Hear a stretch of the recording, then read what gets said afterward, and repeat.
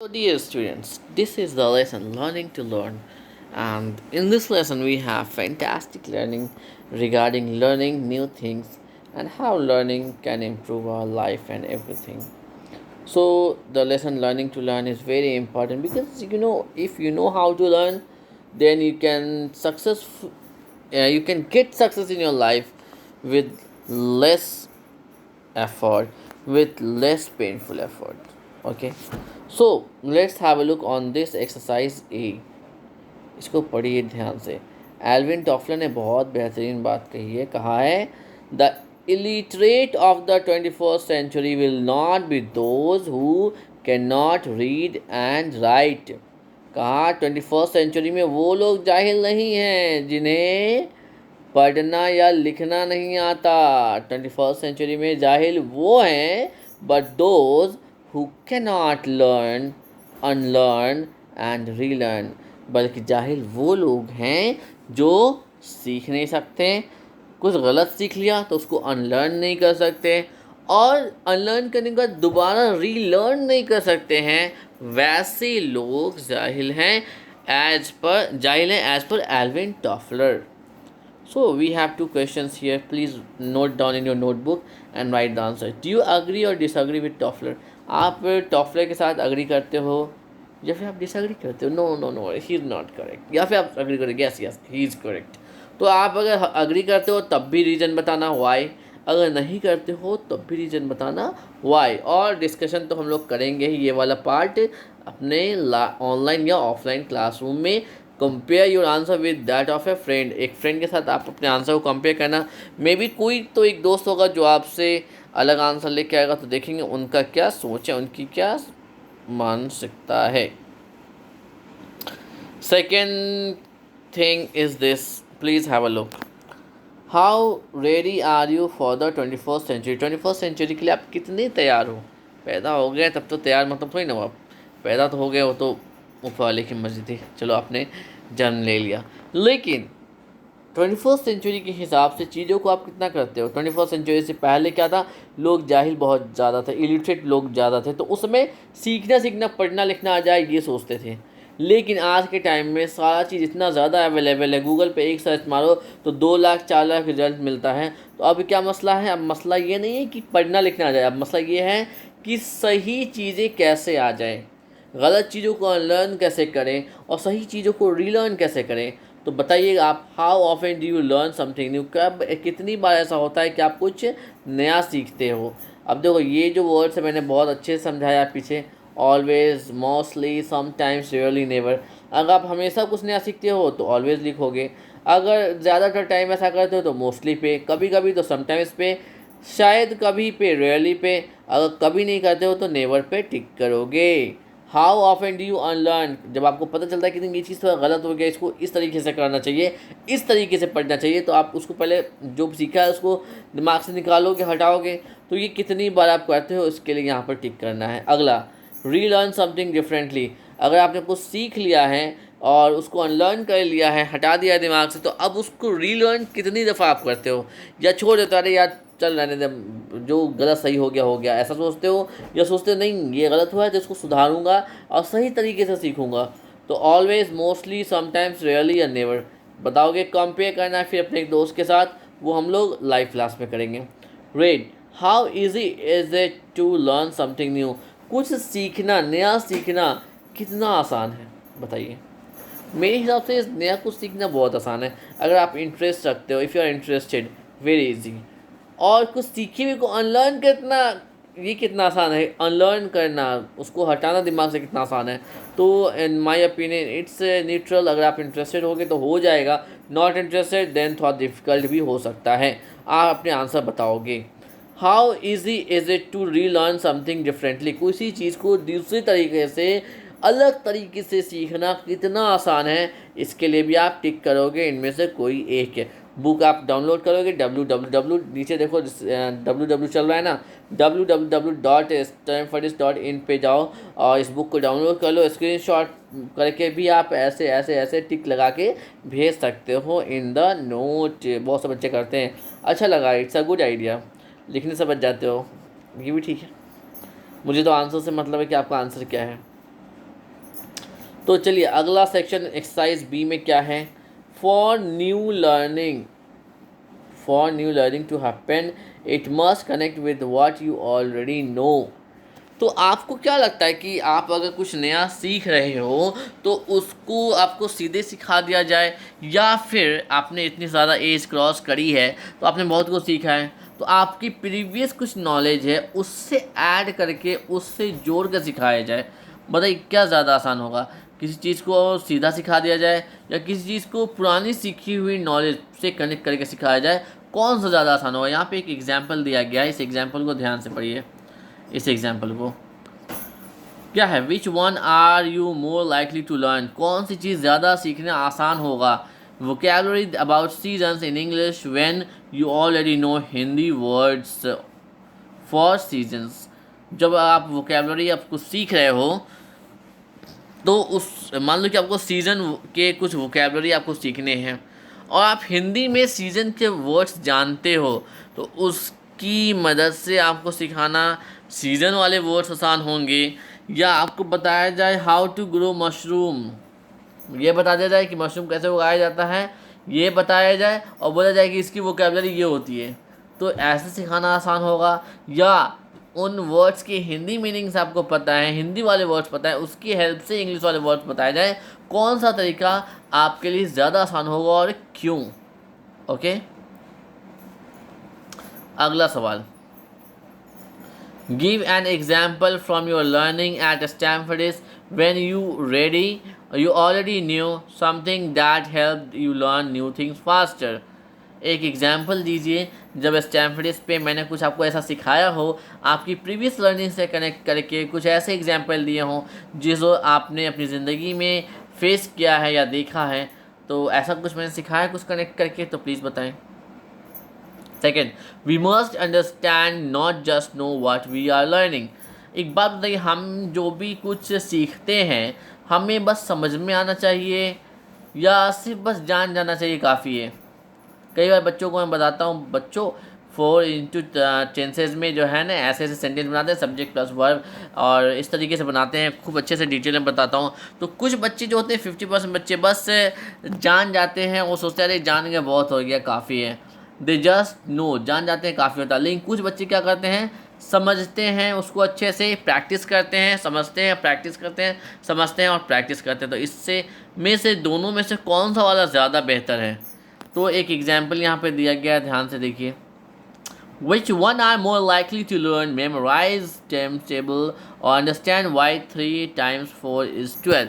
अब मान लीजिए आपको टेबल दिया गया, हम सब ने टेबल को रटा है बचपन में और 50 दफ़ा रटा है, 50 दफ़ा भूल भी गए हैं।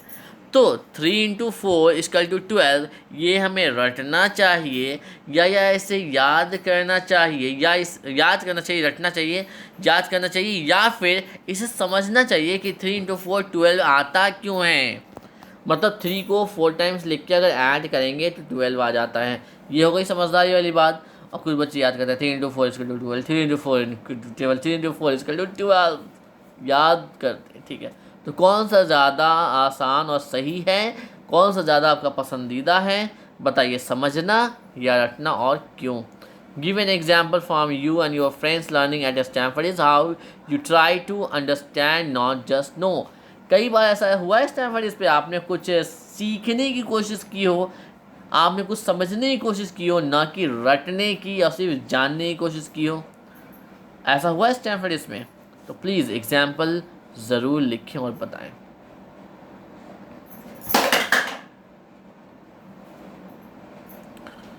Okay, next question, we must be interested in what we are learning और फाइंडिंग इट यूजफुल।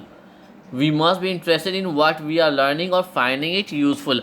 हम जो भी कुछ सीख रहे हैं उसमें हमें इंटरेस्टेड होना चाहिए, सीखे लर्निंग में, या इसे यूज़फुल समझना चाहिए, यूज़फुल समझ के उसे करना चाहिए। 2 सेक्शन है, एक हम इंटरेस्ट की वजह से करते हैं कि हाँ इंग्लिश हमें करना है because I am interested, I love to learn English, एक तो रीज़न ये होगा। दूसरा रीज़न कि हम हमें इसकी ज़रूरत है इसलिए करेंगे। तो ज़रूरत कभी कभी ख़त्म भी हो जाती है, ज़रूरत कभी कभी रुक भी जाती है, पर इंटरेस्ट कभी ख़त्म नहीं होता। तो दोनों में से क्या इंपॉर्टेंट है, एक एग्जांपल देखते हैं। Which are you more likely to learn? Learning English at Stanford is because you want to get a high paying job, or learning about the universe when you are not interested in it. Why? अब देखिए, आपको universe के बारे में बताया जा रहा है, ठीक है। तो आप यूनिवर्स के बारे में जानना चाहोगे जहाँ पे आपको इंटरेस्ट नहीं है, वो चीज़ सीखना चाहोगे, या फिर आप इंग्लिश स्पीकिंग सीखना चाहोगे जिसमें आप इंटरेस्टेड हो, आपको पता है कि सीखने से आपको बहुत सारे फ़ायदे होने वाले हैं, ठीक है। तो कौन सा वाला ज़्यादा इम्पोर्टेंट है? अब एक सवाल, what are you interested in learning at Stanford? इस स्टैनफोर्ड इस पे आप क्या सीखने में ज़्यादा इंटरेस्टेड हो? अब तो बहुत सारी चीज़ें हम कर रहे हैं, English speaking, personality development, digital literacy, computer literacy, बहुत सारी चीज़। तो आप किस चीज़ में, किस पॉइंट पे आप ज़्यादा इंटरेस्टेड हो सीखने के लिए, बताइए। 4 नंबर। अगला सवाल, it must be enjoyable not entertaining. अब देखिए, सीखना सिखाना जो है ना, इंजॉयबल होना चाहिए, फन होना चाहिए, मतलब मज़ा आना चाहिए, पर इंटरटेनिंग नहीं होना चाहिए। नहीं कि गाना बजाना ढोल तमाशा कर करके और डांस करना शुरू कर दिया, ओ लाला करने लगे। तो ओ लाला करना ज़रूरी है या इंजॉय के साथ पढ़ना ज़्यादा ज़रूरी है? कौन सी चीज़ ज़्यादा इंपॉर्टेंट है, बताइए। Are you more likely to learn math from a brilliant teacher who are afraid of, और from an average teacher who teacher with the help of games? Why? अब आपको मान लीजिए मैथ सीखना है, या इंग्लिश ही ले लो, या मैथ ले लो, सीखना है, तो आप ऐसे टीचर सीखना चाहोगे जो ब्रिलियंट है, बहुत तेज है, लेकिन डरावने हैं, आपको उनसे डर लगता है। तो ऐसे टीचर के साथ, उनके साथ आप कंफर्टेबल नहीं हो, लेकिन वो सबसे तेज़ और बेहतरीन टीचर हैं, तो आप उस टीचर से सीखना चाहोगे, या आप ऐसे टीचर के साथ सीखना चाहोगे जिनके साथ आप कंफर्टेबल हो, जो गेम्स की मदद से आपको सिखाते हैं और आप इंजॉय करते हो उनके साथ सीखना? किनके साथ आप ज़्यादा इंटरेस्टेड होगे सीखने के लिए, बताइए। दूसरा सवाल स्टैनफोर्ड इसके बारे में, how is learning made enjoyable at Stanford? Stanford इस पे हमने सीखने सिखाने को कैसे इंजॉयबल बनाया है? गेम्स के थ्रू, सिंगिंग, मूवीज़, बहुत सारी एक्टिविटीज़, जेपर्डी। तो आप बताओ कैसे किया है, कैसे इंजॉयबल बनाया है स्टैनफोर्ड इस पे इंग्लिश स्पीकिंग को सीखने को, आप बताइएगा, ठीक है। अगला सवाल, you must make some mistakes, fail a little lot. Have you learned anything important that lasts long, like walking, speaking without struggling, failing, making mistakes? अच्छा, एक बात बताइए, आपने कभी कुछ मिस्टेक किए होंगे, गलतियाँ की होंगी, फेल हुए होंगे, कम या ज़्यादा? तो अब बताइए, have you learn anything important that last long, like walking, speaking without? तो आपने कभी कुछ ऐसा सीखा है जिसमें आप कभी फेल नहीं हुए हो, आपने गलती नहीं करी हो, आप सीख गए हो, आपने स्ट्रगल नहीं किया हो, आप सीख गए हो? ऐसा कभी कुछ हुआ है आपकी ज़िंदगी में, कुछ ऐसा सीखा है? प्लीज़ बताएं। Do you fail make mistakes while learning at Stanford? इस पे सीखने के दौरान क्या आपने कभी ऐसा महसूस किया कि यार ये गलत हो गया, या इसमें मैं फेल हो गया, ऐसा कोई फील हुआ है? अगर हुआ है तो कब? और यू मस्ट क्वेश्चन और वंडर, कभी कोई ऐसा सवाल किया है आपने कि सवाल करने का सोचा, अरे ये सवाल मैंने कैसे कर दिया, मज़ा आ गया, अरे अरे अरे, ठीक है। अगला सवाल, how often do you question what are you learning? कई बार आपने कभी सवाल किया है कि आप क्या सीख रहे हो, क्यों सीख रहे हो?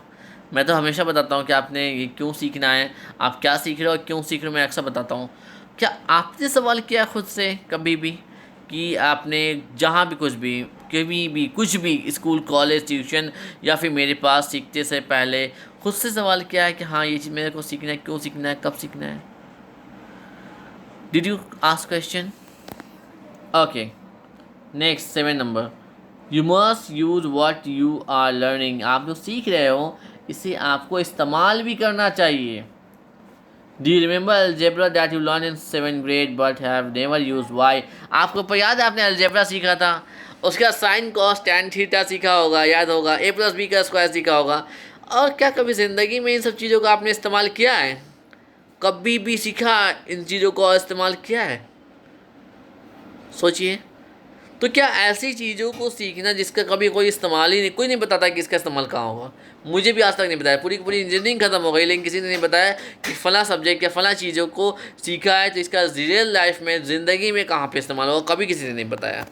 लेकिन जब भी स्टैनफोर्ड में आप इंग्लिश स्पीकिंग या किसी भी चीज़ को सीखते हो, चाहे कंप्यूटर लिटरेसी हो, डिजिटल लिटरेसी हो, चाहे इंग्लिश से रिलेटेड हो, ग्रामर से रिलेटेड हो, मैं हमेशा बताता हूँ कि इस चीज़ का रियल लाइफ में आपका क्या इस्तेमाल है। How do use what you learn at Stanford. So आप बताइए स्टैनफोर्ड पे जो आप सीखते हो उसे आप अपनी ज़िंदगी में या कहाँ कैसे इस्तेमाल करते हो। Please tell me that thing.